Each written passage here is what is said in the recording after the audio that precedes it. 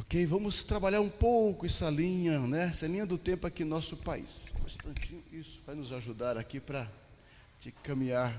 Vamos, a primeira tentativa de evangelização em nosso país foi bem na época do descobrimento mesmo, né? Aquilo que na história, nos nossos cursos, né, na escola aprendemos sobre a invasão francesa, né? A tentativa da invasão francesa, a colonização francesa. Nós, uma compreensão cristã, temos uma noção um pouco diferente, ou seja, nós sabemos alguns detalhes desta história com elementos providenciais de Deus. Porque nesta chegada dos franceses, e uma tentativa sim de colonização francesa em nosso país, havia entre aqueles homens crentes, tementes a Deus, e havia sim uma intenção de evangelização do país bem no seu início. É o que nós entendemos como a chegada dos huguenotes franceses. Huguenotes era um nome dado aos protestantes na França. Então, o evangelho chegou na França, a reforma chegou na França de uma forma muito violenta. Assim, a resistência ao evangelho na França foi muito violenta.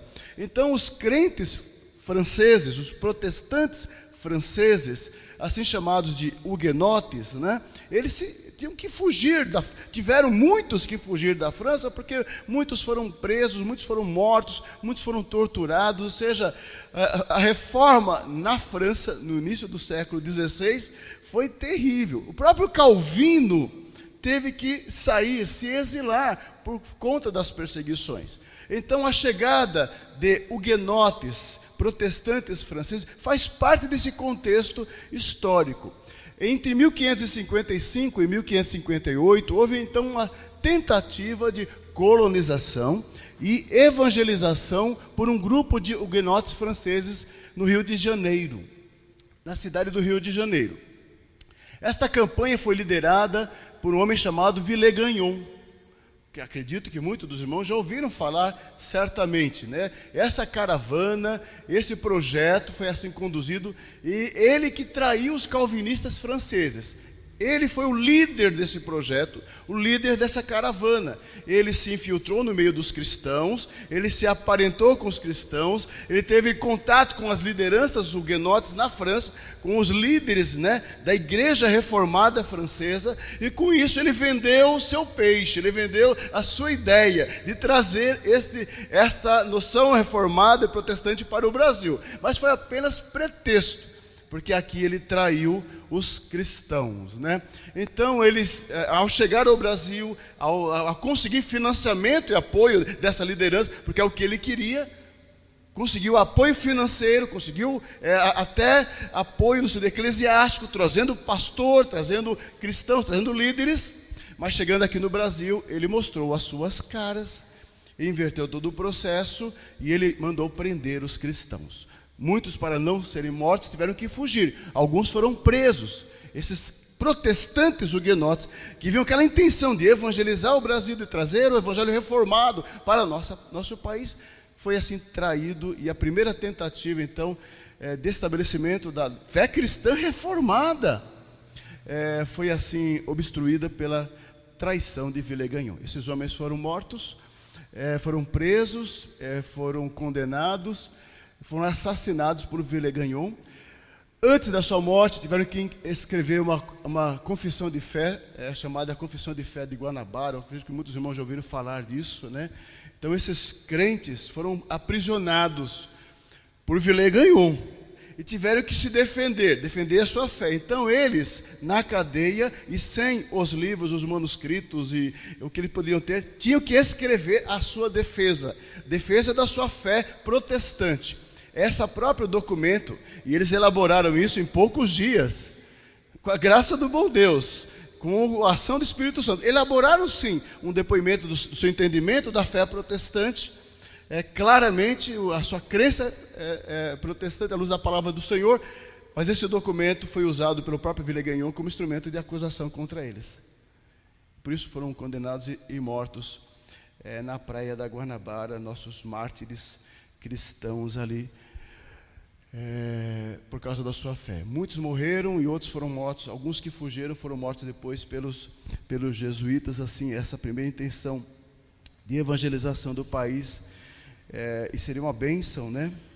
Com certeza seria, já no início do descobrimento do Brasil, teria esse contato, mas já foi assim, afogado realmente, literalmente afogado, foram lançados ao mar nas pedras da Baía da Guanabara, que vai ter logo nesses próximos dias a Olimpíada. Foi testemunha dos primeiros mártires cristãos na América Latina, na América do Sul.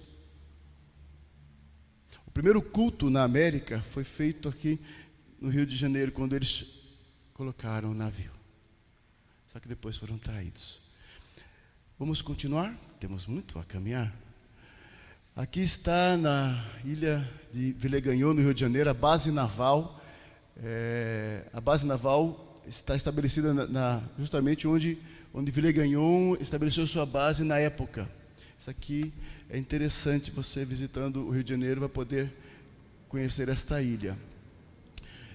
No século seguinte, houve uma outra tentativa de evangelização do nosso país, no que é chamado, nos livros de história, claramente, né, a invasão holandesa no nordeste do país. Então, entre 1624 e 1654, houve também uma tentativa de estabelecer uma colônia holandesa. Ou seja, holandeses protestantes reformados estabelecendo uma colônia com espírito cristão, com fé cristã, com atitude cristã no nosso Nordeste. Estes holandeses reformados trouxeram consigo pastores, missionários, evangelistas, para cuidar dos colonos e para evangelizar os índios e as pessoas da pátria, né, os próprios homens aqui do Brasil.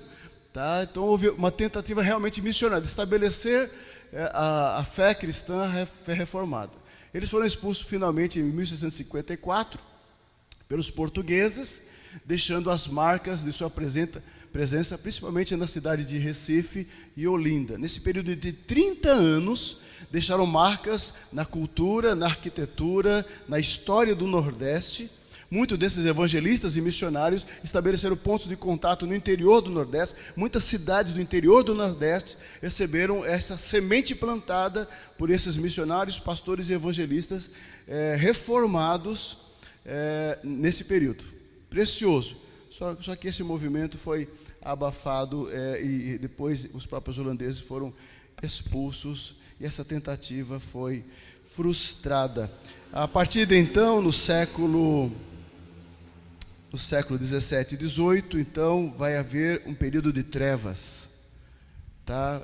Até em virtude dessas tentativas de colonização. Aqui, apenas para ilustração, se visitar a cidade de Olinda, quem tem a oportunidade de conhecer, quem é de lá já deve ter alguma noção disso. Aqui é a casa de Maurício de Nassau, que foi o líder, o governador da colônia, nesse período, está lá, deve ser patrimônio, deve ser um lugar histórico interessante para ser conhecido. Aqui um mapa que mostra alguns lugares onde foi estabelecido a colônia, e esse quadro que é conhecido, muito interessante, ele retrata a Batalha de Guararapes, onde houve em 1654, aqui a visão também ficou meio difícil, né?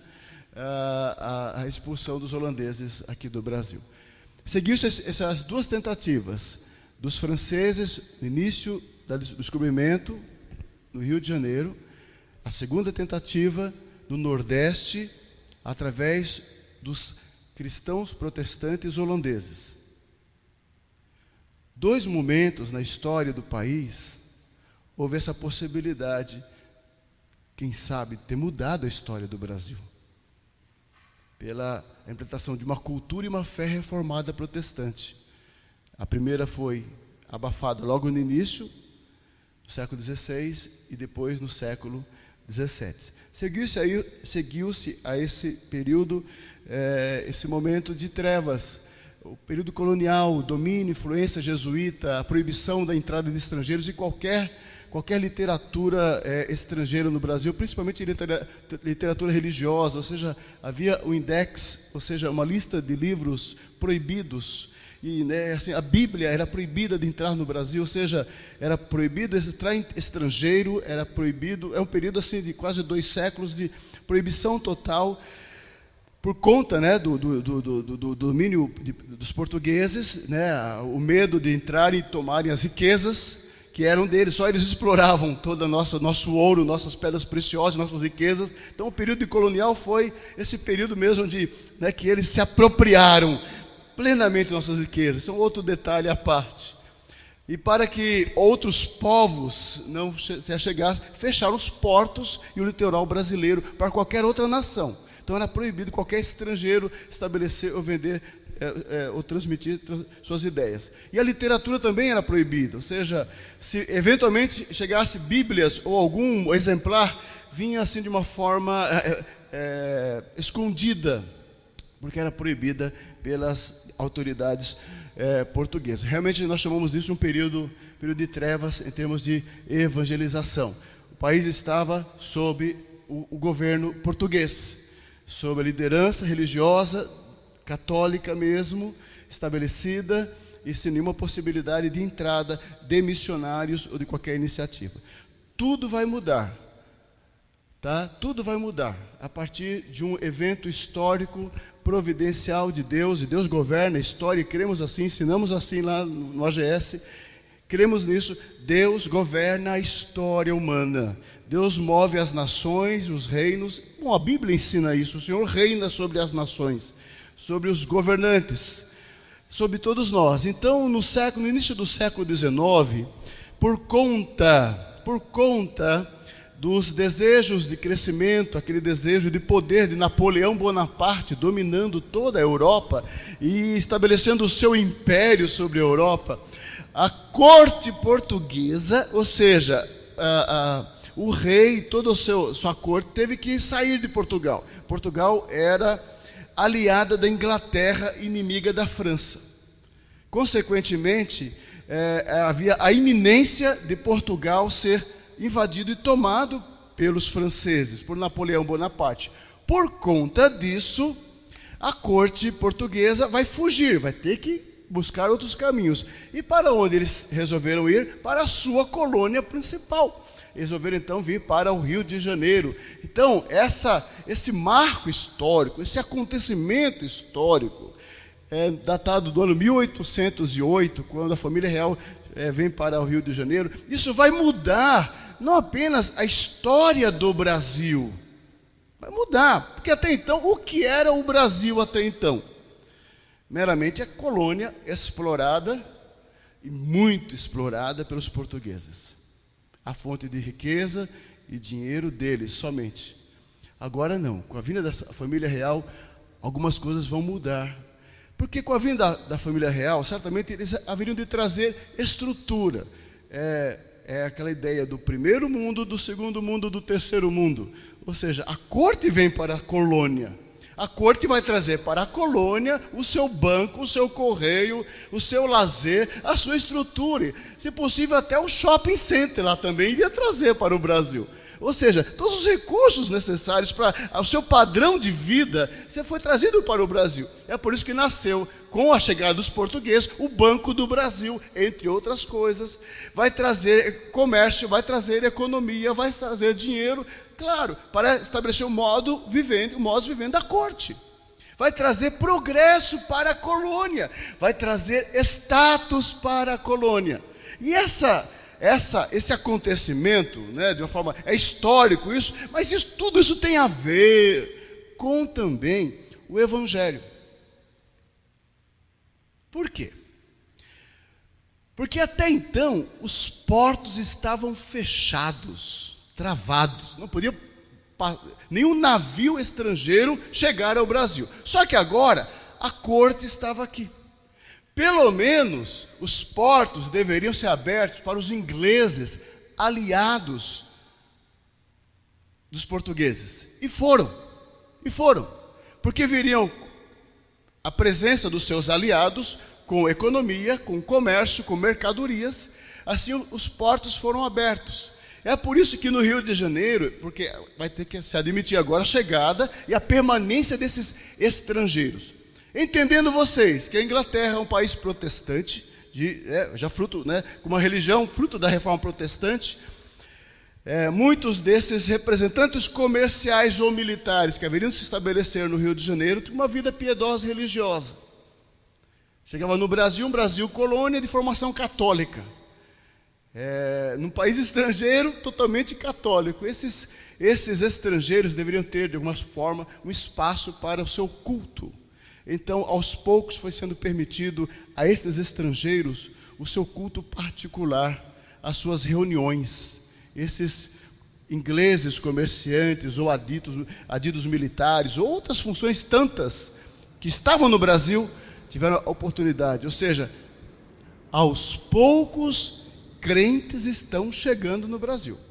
Mas entendam bem, não é crentes para evangelizar o Brasil ainda, mas estão chegando pela primeira vez em nossa terra cristãos com uma compreensão e uma fé protestante reformada. Tudo isso a partir desses elementos. É por isso que em 1819 foi estabelecida a primeira igreja protestante no Brasil. 1819, olha que interessante.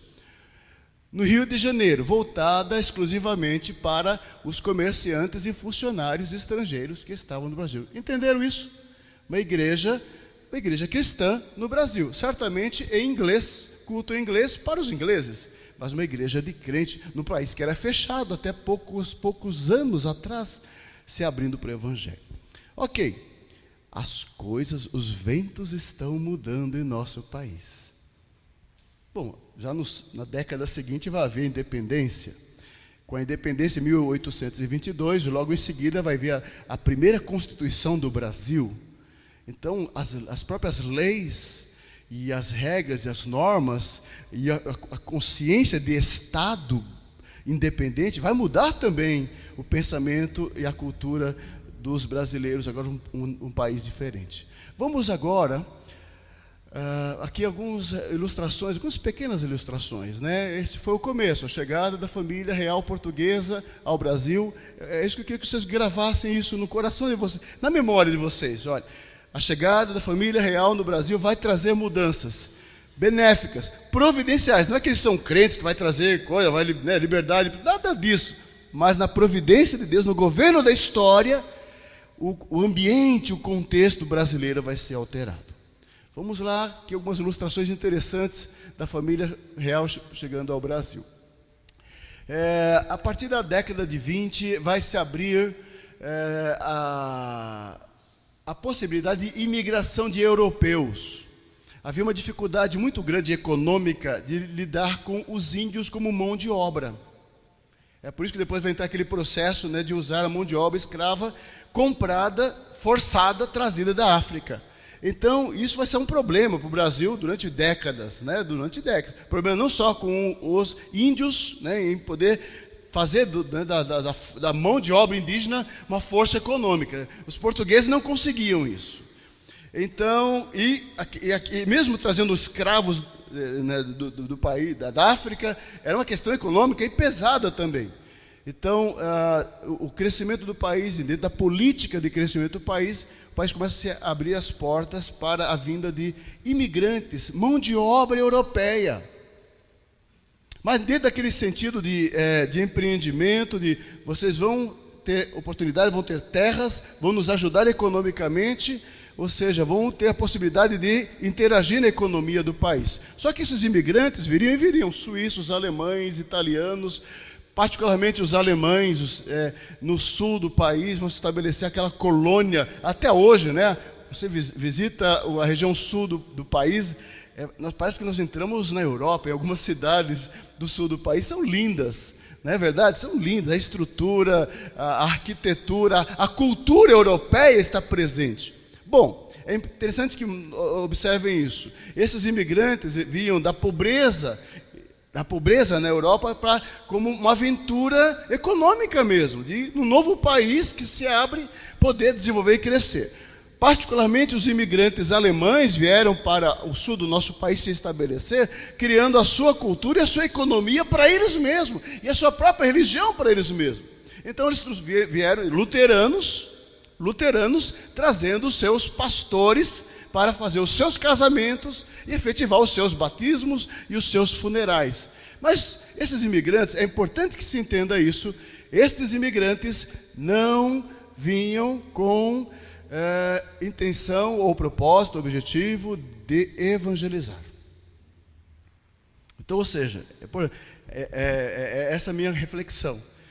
Foi um movimento de imigração. Vieram os italianos, alemães, suíços, vinham estabelecendo colônias. Mais para frente, na metade do século XIX, vieram também americanos. Americanos. Fugindo da guerra civil. Se estabelecendo no interior do estado de São Paulo, particularmente. Já ouviram falar de uma cidade chamada Americana? Você sabe por que ela se chama Americana? Aquela região de Santa Bárbara do Oeste é uma colônia de americanos que vieram fugindo da guerra civil. Muitos, e muitos mesmo, a sua grande maioria, crentes. Mas não vieram para evangelizar. Certamente, eles, a partir, e particularmente desses americanos, aí eu chamo um pouco a atenção, a partir desses crentes americanos que vieram para se estabelecer e reconstruir sua história e sua vida, deu-se início o desejo de evangelizar o país. A partir a presença desses cristãos aqui no país, pedindo às suas igrejas mãe que enviassem missionários para o Brasil. Aí a coisa começa a mudar.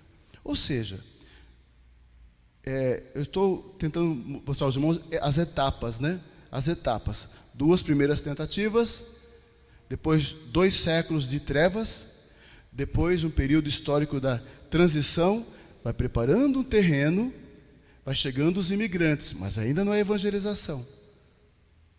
De verdade, do país, da igreja nascer. Ok?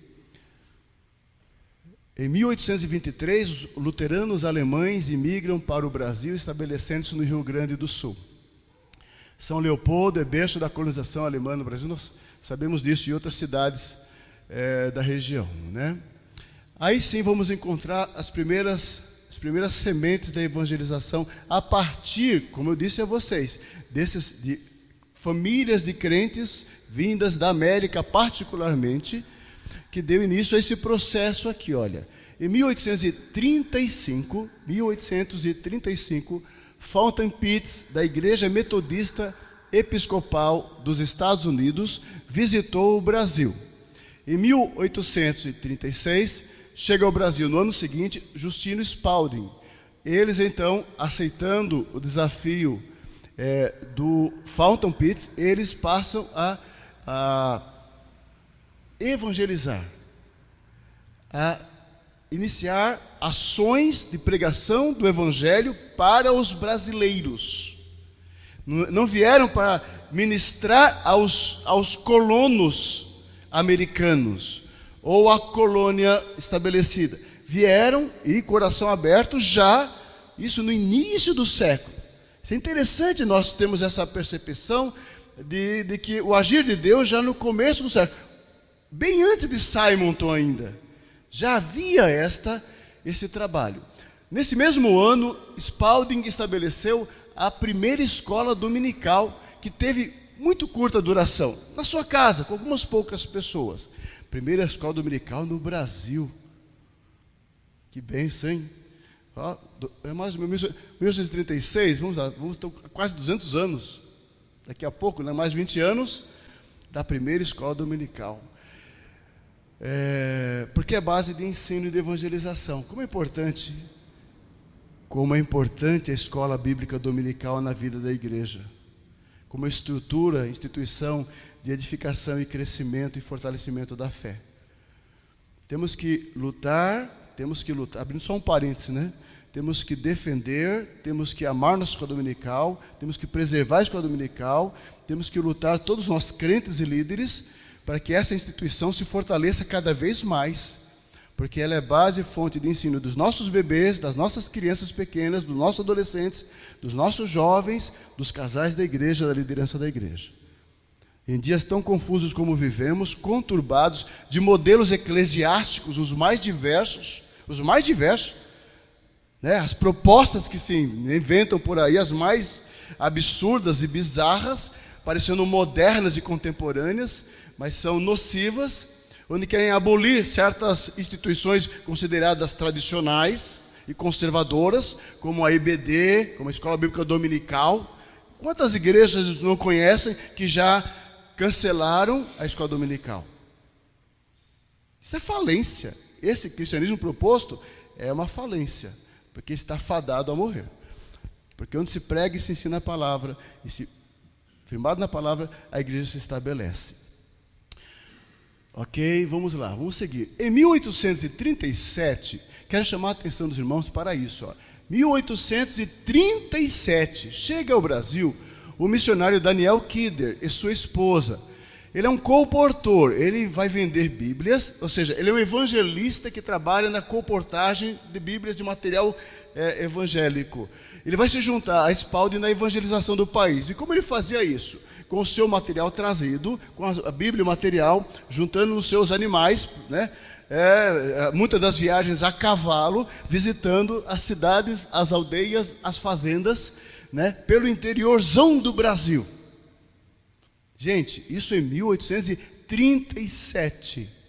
Não tinha Via Dutra, não tinha ponte aérea, não tinha, né, a ferrovia já, a malha da ferrovia já estabelecida, depois lá na frente que vai ter. Esses homens chamados por Deus, deixando tudo, e homens capacitados, trazendo suas malas, suas bagagens, visitando as fazendas e distribuindo a palavra de Deus, compartilhando o evangelho, distribuindo folhetos, trazendo material, e assim nos rincões de nosso país. Eu admiro, eu amo de coração quando entro um pouco dentro dessa história, porque são muitas vezes desconhecidos da igreja essas iniciativas. Porque pessoas assim não são celebridades. Nós vemos numa época de tanta ostentação, né, de tantas celebridades no meio cristão e evangélico, né? Tantos homens, homens assim passaram despercebidos e desconhecidos até por nós mesmos. Mas o reino de Deus é feito assim. O reino de Deus é construído assim. A igreja do Senhor é construída assim, por um exército extraordinário, maravilhoso de pastores, missionários, evangelistas e também líderes, homens, mulheres comuns como nós, que em nosso tempo, em nossa geração, em nossas viagens, em nossas andanças em nossa vida, em nossa história, nós abrimos uma congregação em nossa casa, em nossa vila, em nossa família, e ali começa um foco do reino de Deus. O Kidder é um homem muito, muito capacitado. Ele era um geólogo, era um cartógrafo, era uma pessoa que gostava da natureza. Ele catalogava os animais, os lugares, ele desenvolveu mapas do Brasil. Era um homem assim, esse mapa foi produzido por ele, depois ele levou para os Estados Unidos. Ele esboçou esse mapa. Então, um homem capacitado, um homem culto, um homem erudito, um homem formado, mas um homem cheio do Espírito Santo e cheio da graça de Deus. Cheio do Espírito Santo e cheio da graça de Deus. Com a coragem de enfrentar o clima difícil, o clima tropical do Brasil, clima para quem vem do norte, o clima, as distâncias e as dificuldades e as existências de muitos fazendeiros e muitos padres que encontrava pelo caminho. Mas esses homens enfrentavam as barreiras e levavam o evangelho do Senhor Jesus. Às vezes nós temos aquela noção inocente e ingênua de que os tempos estão difíceis. Hoje está tão difícil evangelizar, hoje está mais difícil. Bom, meu irmão, quero que você lembre sempre que sempre foi difícil. É difícil para toda geração, cada um com suas características, cada um com suas dificuldades, cada um com seus desafios. Mas nunca foi fácil para geração nenhuma da Igreja de Jesus e nenhuma fase da história do cristianismo. Nós temos uma noção de que nós aqui estamos vivendo a época muito mais difícil que todos. Não pense assim. É difícil sim, como foi difícil qualquer geração, os desafios próprios do seu tempo, mas enfrentaram. O que vai fazer enfrentar os nossos desafios é a mesma coragem, é a mesma intrepidez, é o mesmo compromisso com a palavra e com o evangelho de Jesus. E a mesma alegria no Senhor de fazer a obra, de fazer o que tem que ser feito, de enfrentar as lutas, os desafios e não ter medo.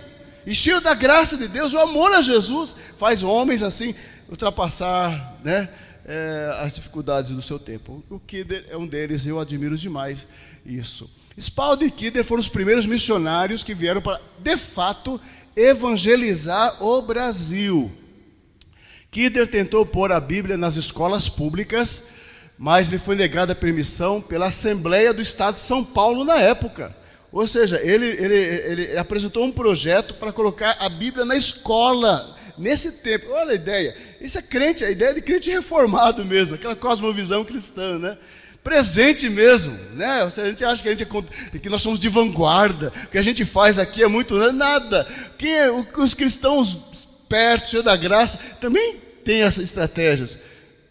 E ele tentou colocar isso e foi negada a permissão. Em 1841, termina esta primeira etapa da obra metodista no Brasil, com a volta de Spalding e sua família para os Estados Unidos, e um ano depois, a volta do Kidder. E essa primeira tentativa de evangelização, esse primeiro trabalho, né, empreendimento missionário, terminou com a volta desses missionários. Posteriormente, na segunda metade do século XIX, os metodistas vão voltar aqui com outras iniciativas. Vamos seguir. As primeiras igrejas protestantes brasileiras serão as igrejas congregacionais. No ano de 1855, em 10 de maio, chega ao Brasil o Dr. Robert Calley e a sua esposa Sarah Palton Calley, que fixam sua residência na cidade de Petrópolis. Igreja congregacional não é congregação cristã do Brasil, não confunda, tá? A igreja congregacional, ela tem sua origem na Inglaterra, é fruto da reforma, é um dos braços, né, da igreja, da divisão da igreja reformada na Inglaterra, do movimento protestante na Inglaterra, mas com elementos e fundamentos protestantes e reformados.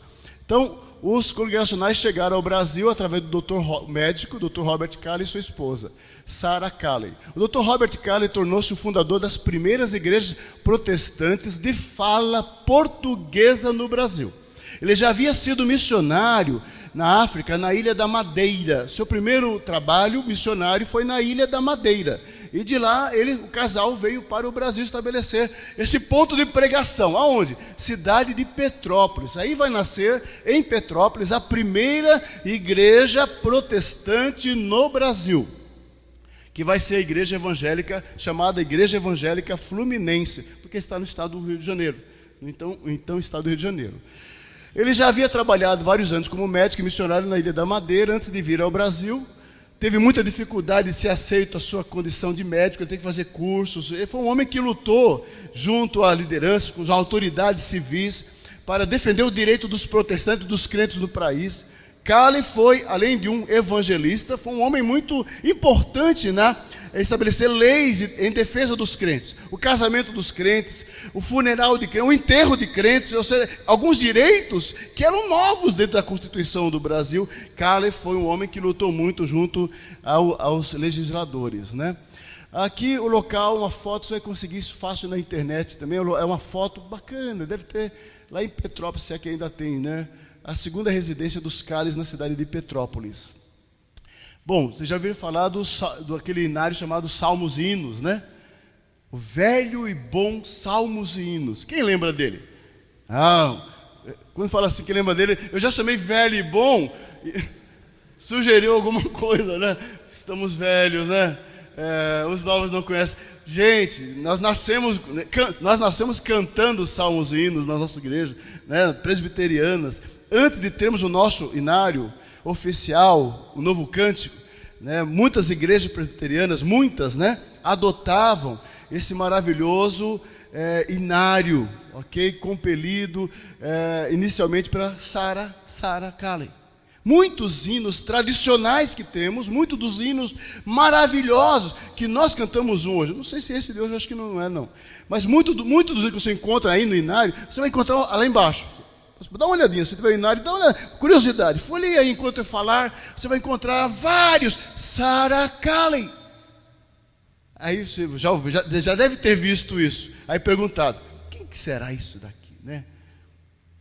Foi essa mulher, a esposa do pastor, que no meio do século XIX, trouxeram o evangelho. Então ela traduziu muito dos nossos maravilhosos hinos para a língua portuguesa. Em 1858 é organizada a igreja evangélica, a primeira igreja chamada, batizada assim, Igreja Evangélica Fluminense, tá? Isso é importante. Simonton, quando vai, vamos falar para concluir, nós vamos falar agora de Simonton, a chegada dos presbiterianos, tá? Simonton, quando chegou ao Brasil, teve muito contato com Carey. De início, as relações entre os dois foram um pouco conturbadas, por metas, objetivos, metodologia diferente e um pouco de personalidade também. Mas depois eles se ajustaram, depois eles se encontraram, né, e ajustaram aí seu relacionamento.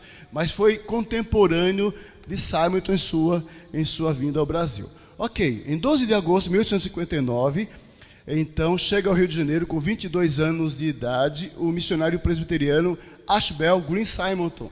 Homem de Deus, servo do Senhor, jovem ministro, jovem cheio de ideais, jovem consagrado, um jovem que largou a família, largou uma carreira, né? Largou uma carreira assim próspera que ele tinha, largou tudo, largou um país para vir ao Brasil do século XIX com seu clima e doenças tropicais. Eu fico emocionado quando eu vejo a biografia desses homens, porque é mais do que uma biografia. Você vai pegar detalhes disso, qualquer livro bom de história do cristianismo, qualquer boa apostila, você vai encontrar. Mas se você parar e ler com o coração e com atenção, você não tem como não se emocionar com a vida desses homens de Deus. Como esse rapaz. Chegou ao Brasil sem falar português.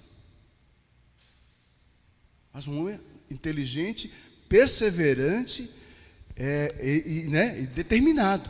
O primeiro grande desafio dele, por mais que tivesse paixão de evangelizar, que o missionário tem que ter, primeiro desafio, a língua, a ponte de comunicação, né? E ele vai fazer isso.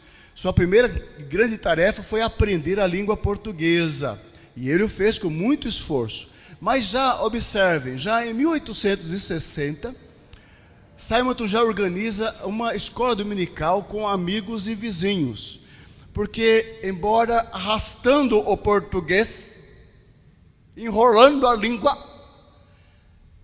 falava de Jesus, um amor profundo por Cristo. E onde é que você vai descobrir isso? Que isso não está em muitos livros, está nas entrelinhas das biografias. Você vai encontrar num livro que eu vou indicar para vocês. Vou indicar para vocês como tarefa. Vocês não podem morrer sem esse livro. Estão proibidos. O Diário de Simonton. Quem já leu? Meu irmão, que desafio. Meu irmão já leu? Vocês não leram? Já ouviram falar? Já ouviram falar? Não ouviram falar? O Diário de Simonton. Leia, meu irmão. Você vai aprender muitas coisas preciosas. Não somente sobre os detalhes da história, né? Quando quer entrar em história, a gente quer, né, saber lugares, datas, o que tal, feitos. Não. Saber do sentimento, do coração, da personalidade, do amor de Cristo que havia no coração desse jovem missionário. Ele fez o que fez porque tinha Jesus no seu coração. Em 60 ele já organiza a primeira escola dominical. Em 62 organizou a primeira igreja presbiteriana no Brasil, recebendo já 2 pessoas por profissão de fé.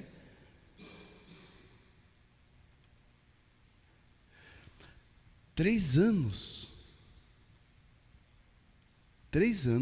num país católico do século XIX. Esse jovem missionário já tem fruto do seu trabalho. E nasce assim, a semente. Semente, sabe do que, irmãos? Isso que começou com 3. É isso aqui. Somos nós. Igreja é isso aqui. Igreja não é o templo, não. Isso aqui não é igreja. Igreja de Diadema não é isso aqui. Igreja somos nós. Nós somos herdeiros do trabalho de verdadeiros heróis da fé, que começou plantando uma sementinha. Deus abençoa os humildes começos. A Igreja Presbiteriana do Brasil, então, nasceu ali no Rio de Janeiro com esses convertidos.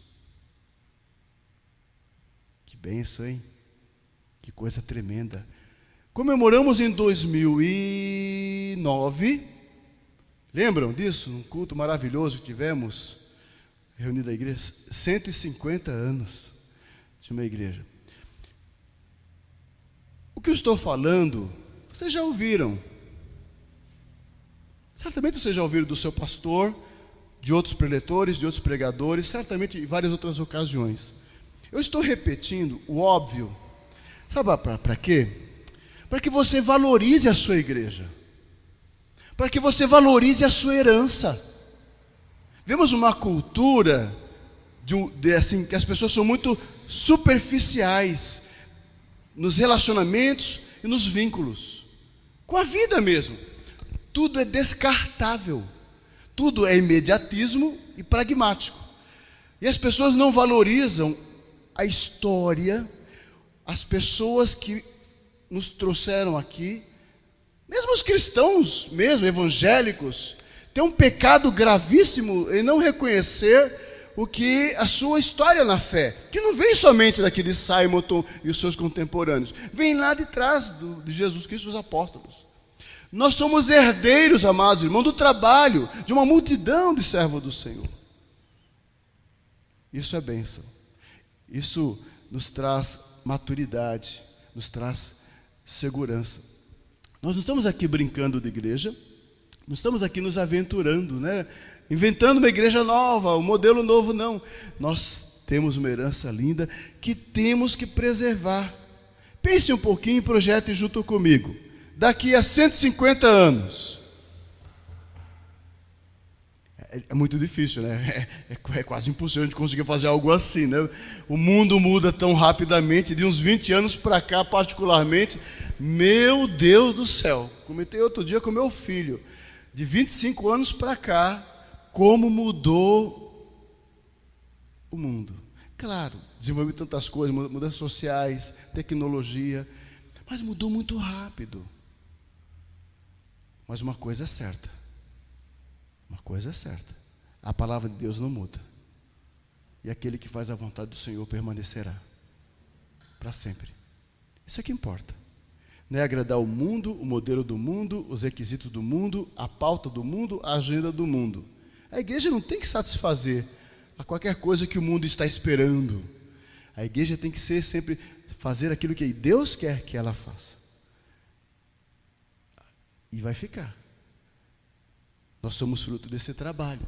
Ali, algumas fotos das igrejas antigas do século XIX, né, da igreja presbiteriana. Em 1862, o Simonton retorna aos Estados Unidos para ver a mãe que estava doente e levar os relatórios. Ou seja, ele voltou. 3 anos depois, ele voltou lá e casou-se. Em 63, ele se casa. Ele tem um período, né, que ele volta, depois retorna ao Brasil. Ele se casa com a Ellen Murdoch, né? Ao voltar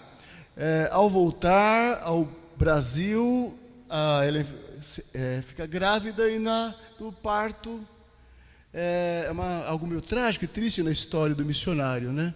Jovem, volta para casa, traz a esposa, cheio de ideais, de planos e projetos, vem para o Brasil e vai ter um filho, e no nascimento do filho a esposa morre. Aí a Ellen morre no nascimento.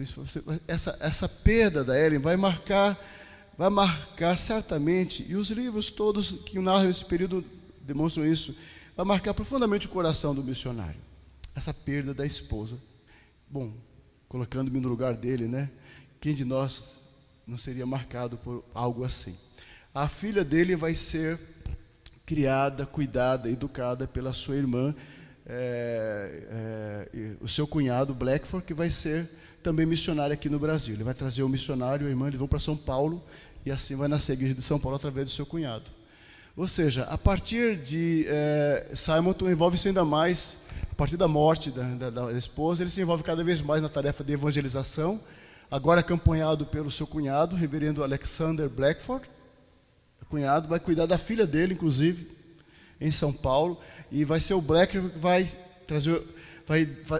fazer o trabalho de evangelização na cidade de São Paulo. Vai nascer na cidade de São Paulo uma igreja presbiteriana, que depois vai formar o primeiro presbitério junto com a igreja de Brotas. Então serão as primeiras igrejas aqui em nosso país, vai formar o primeiro presbitério. Tudo na época deles. Eles em poucos anos fizeram tudo isso. E a conversão do José Manuel da Conceição, que foi um ex-padre, convertido no ministério dos dois missionários, tanto do Simonton como do Black. A própria história do José Manuel da Conceição é extremamente maravilhosa, inspiradora demais, né? A forma como foi, né? Então, através de uma visita do missionário, particularmente o Blackford, lá no interior de São Paulo, conversa com Conceição e discipulado, se tornou depois José Manuel da Conceição o primeiro pastor brasileiro ordenado aqui em nosso país, presbiteriano, o José Manuel da Conceição, que vai ser contemporâneo dos dois. Depois o Conceição vai ter um trabalho mais autônomo, mais independente. Ele era um evangelista, ele vai passar a evangelizar as paróquias por onde ele havia sido líder. Então ele vai começar a visitar cidades do interior, onde ele havia sido padre, e vai levar o evangelho para a região, praticamente aqui o vale do norte do estado. Como que chama o vale? Me ajudem. Taubaté, São José,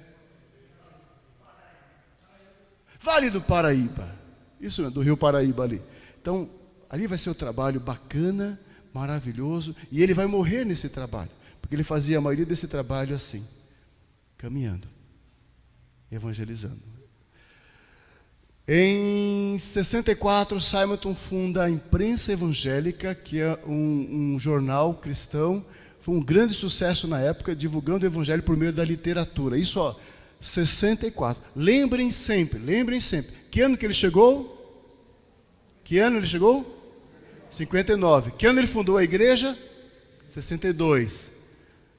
64, o jornal no Rio de Janeiro. Esse jornal era lido na corte. Ali, no corte não tinha mais, né? Os políticos, os eruditos liam o jornal do Simonton. Em 65 é organizado, em 16 de dezembro de 65, organizado o primeiro presbitério com as igrejas. Tem que ser igrejas para formar um presbitério. Então ele conseguiu organizar o primeiro presbitério no Brasil. A igreja do Rio de Janeiro, a igreja em São Paulo, trabalho do Blackford, seu cunhado, e a igreja de Brotas. Já ouviram falar de Brotas? Igreja histórica, fruto do trabalho do JMC, chamamos assim carinhosamente, do José Manuel da Conceição. Por quê? Porque uma das metas principais do José Manuel da Conceição foi evangelizar os seus antes, né, fiéis da igreja. E a sua família, cuja maioria da sua família era de Brotas. Nasceu a igreja, né, fruto do trabalho, da pregação, evangelização e discipulado do Conceição em Brotas, uma igreja. E uma igreja grande, um número até maior do que a igreja do Rio de Janeiro e de São Paulo. Tal os familiares do próprio Conceição fazendo parte dessa igreja. Nasceu assim o primeiro presbitério. Em 17 de dezembro de 65 é ordenado o reverendo José Manuel da Conceição, o primeiro ministro protestante brasileiro. 17 de dezembro é uma data que todo pastor lembra bem, não é todo ano, né? É o dia do pastor presbiteriano, por causa justamente é o que marca a ordenação do José Manuel da Conceição. Simonton fundou também um seminário com 4 alunos para a formação de pastores. Fundou também uma escola primária com 70 alunos. Em 8 anos de ministério, Simonton fundou uma escola dominical, a igreja presbiteriana, um presbitério, um seminário, um jornal, uma escola primária, entre outras atividades. Hamilton morreu em dezembro de 67, aos 34 anos de idade somente, vítima de febre amarela. Seu desejo, isso está bem claro no livro que eu indiquei para vocês, o Diário de Hamilton. É lindo, é maravilhoso, é emocionante esse livro. Eu indico para vocês com o meu coração mesmo pastoral, né? E assim é expresso nas falas dele mesmo. Ele desejava ter um coração inteiramente dominado por Cristo. Um coração totalmente dominado por Cristo. Conclusão: cabe a nós, irmãos, continuar esta obra e a história missionária da igreja. Essa é a parte 1, né? A parte 2 é dali para cá. Aí, quem sabe, um outro dia, numa outra época, na IBFJ, né, de 2025. Quem sabe? A gente dá a segunda parte desta reflexão, dessa base. Tá? Fica aqui o desafio para vocês darem continuidade, tá bom? Apenas dando essa base. Deixo esse versículo para vocês: e será pregado este evangelho do reino por todo o mundo, para testemunho a todas as nações, então virá o fim. O desafio deles, de cada um deles e de todos eles, sejam os huguenotes franceses, sejam os crentes holandeses reformados, e sejam os metodistas lá do começo do século XIX, ou os presbiterianos, ou os congregacionais. Eram pessoas que queriam evangelizar. Tinha uma coisa no coração: anunciar Jesus. Meus irmãos, não tenham medo dos desafios do nosso tempo. Pastor, as coisas estão muito complicadas. Simplifique. Pregue o evangelho. Não precisa inventar, não tente inventar. Você não precisa sofisticar. Você não tem que mudar a mensagem, nem tem que dar uma nova linguagem a essa mensagem. Nem faça isso jamais. Prega somente o evangelho, que é o poder de Deus para a salvação de todo aquele que nele crê. Porque a obra é do Espírito Santo que vai convencer e converter e salvar. A mim e a você cabe tão somente anunciar a Cristo, anunciar a Jesus e Ele crucificado, para a salvação de todo aquele que nele crê. Seja a pessoa mais simples, seja a pessoa mais erudita e mais culta. O apóstolo Paulo, chegando na cidade de Corinto, bem na terra, em Atenas e em Corinto, bem na terra dos filósofos e da cultura grega predominante, ele dizia: eu nada quis saber entre vós, não trouxe nada com palavra eloquente, nem com discurso sofisticado. Eu quis saber. Isso está lá em 1 Coríntios capítulo 2. Eu me preocupei tão somente em anunciar a Cristo, e Cristo que é crucificado. E é isso que nós temos que anunciar em nossos dias, confusos, difíceis, mas fale de Jesus, fale com autoridade da tua vida, da tua convicção, anuncie a Cristo, fale com alegria, fale com amor. Não precisa fazer um discurso prolongado, fale a Cristo. Diga ao homem que ele é pecador e que precisa de Deus. Diga a ele. As pessoas não dizem mais que o homem é pecador, né? Dizem assim: você está doente, você está com problema, a igreja vai te ajudar, o evangelho pode mudar a tua vida. Aí nós damos um monte de volta. Mas nós não dizemos às pessoas: seu problema maior é o pecado. Você está longe de Deus. Mas Ele te chama através de Cristo, porque Ele te ama. Ele te ama. É por isso que Cristo veio e morreu por mim e por você lá na cruz do Calvário, por amor. A minha e a tua salvação está lá na cruz. Aí você diga isso às pessoas. Não tenha vergonha de falar da cruz. Parece que a gente tem vergonha de falar da cruz. Queremos falar da igreja. A igreja é boa, a igreja é bacana, o pastor é legal, né? Tem jovens, tem isso e aquilo. Nada disso salva ninguém, gente. Igreja não salva. Uma igreja bacana, sociável, isso não salva. Não basta criar um ambiente bacana, legal, agradável. Vamos dar pão, vamos dar lanche, vamos dar café, vamos dar isso, né? Vamos fazer uma festa. Tudo isso, sabe, é legal que tenha, mas nada disso salva. Devemos dizer aos homens: venham para Cristo, creiam em Cristo, nele há salvação. Você vai receber a vida eterna. O O que nós temos para oferecer ao mundo é salvação, é vida eterna. Nós podemos dar pão, mas o pão depois tem fome de novo. Podemos dar o agasalho, e devemos dar o agasalho, mas depois vai ter frio de novo. Podemos dar alguma coisa material, vamos dar, vai ficar. Isso daqui não é prioridade. Isso daqui, uma boa ONG faz, está melhor que a gente às vezes.